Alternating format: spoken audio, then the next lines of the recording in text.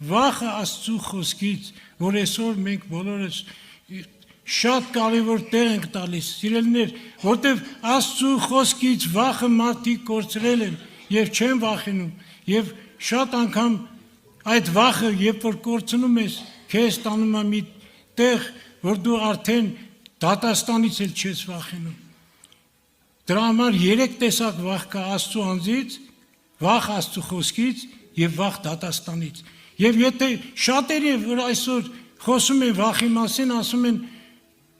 կատարյալ սերը վախը մեկդի անում։ Սիրելիներ, Աստծուց վախը մեկդի չի լինում։ Աստծո վախը հավիտենական է,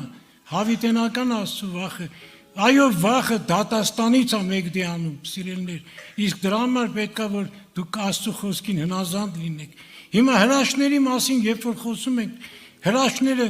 տանում են ոչ միայն վախի